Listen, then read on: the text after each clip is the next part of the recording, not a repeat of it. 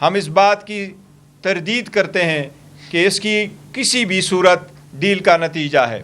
خان صاحب نے کل بھی کہا ہے کہ جتنی جلد ہو سکے اس کا فیصلہ ہو۔ اس کے ساتھ ہی پاکستان تحریک انصاف نے بڑے عرصہ کے بعد ڈائلاگ کا دروازہ کھولا تھا۔ خان صاحب نے خود ایک کمیٹی کنسٹیٹیوٹ کر دی تھی، باوجود اس کے کہ حکومت کے خلاف ہماری جو چارج شیٹ کی لسٹ ہے وہ بڑی لمبی ہے۔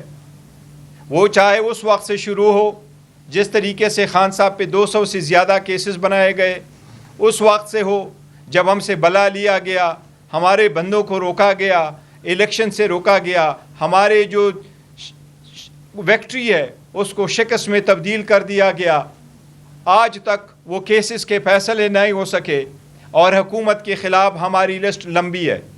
جس طریقے سے ہمارے لوگوں پہ گولیاں چلائی گئی، جس میں سے 13 بندوں کی شہادت ہوئی اور ابھی بھی کئی سارے مسنگ ہے، وہ لسٹ اپنی جگہ، لیکن خان صاحب نے یہ کہا تھا کہ 2 نقطوں پہ ہم لمیٹڈ مذاکرات کرنا چاہتے ہیں۔